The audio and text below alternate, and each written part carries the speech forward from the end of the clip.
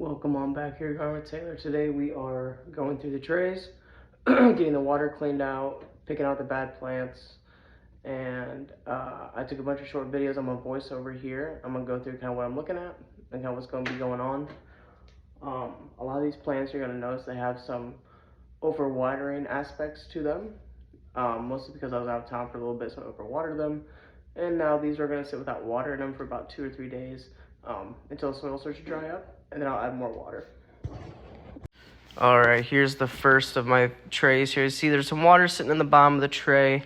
The plants aren't really soaking up that much anymore, and I can see some of the plants have broken or just withered away, so I'm getting rid of the plant matter itself, but I am keeping the dirt in a separate bag, so I'm going to reuse those. I do have some onions and some other peppers I need to get planted here soon. Now you see I'm just putting these here in the sink. I'm going to get this pan sprayed out, wiped down dry, and then I'll go ahead and I'll spray down the sides of these pots and then put it back in the pan. Here's another video here of some of my vegetable plants that are doing really well. Too well to be exact. I am in zone 6A, and we still have snow on the ground, and some of these guys have done amazing. Especially this one I'm about to pull up here in a second. You'll see it. It's grown really well. I have started looking into a new home for some of these plants. I've considered doing the winter dome DIY outside. So keep an eye out for a video on that as I try to figure out the exact measurements of film I need and stuff like that. And here is one of my few loofah gourds, except this one has a weird leaf grown on it. So that was really interesting, so I can look close up at that.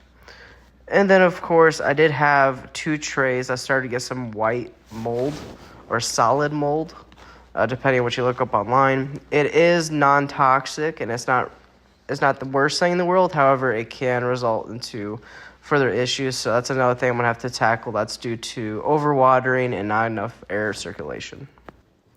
Now what I'm looking at here is I have quite a few plants in the back of these trays that don't get a whole lot of light, and I do my best to rotate them throughout the tent and the shelves for the best lighting, and I have looked into other lighting options. However, I haven't been that proactive about it. So these smaller plants will get moved to the inside of the tray or to the front of the tray, while the nicer ones get moved to the back. As you see here, this one had a lot of water in the bottom of it. These pepper plants were not soaking up the amount of water as I thought they would, which is fine. I'm glad that they're well watered, but you can see on some of the leaves that they have started showing signs of overwatering as it starts to get a little clearer, more white.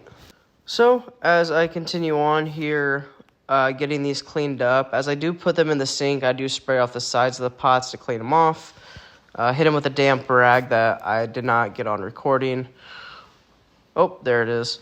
So I kind of hit the sides with water, clean off any excess dirt, build up. That water has been stagnant for a little bit.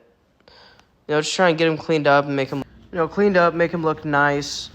As you see, this tray does not have more water in it. I think that's due to having a heating pad on the bottom of the rack where these primarily sit, because these came out not too long ago. I think these are only a few weeks old.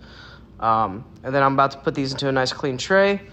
And then moving forward, I will have a few videos of me planting some onions and some flowers and some starter kits and some other fun things coming up here soon.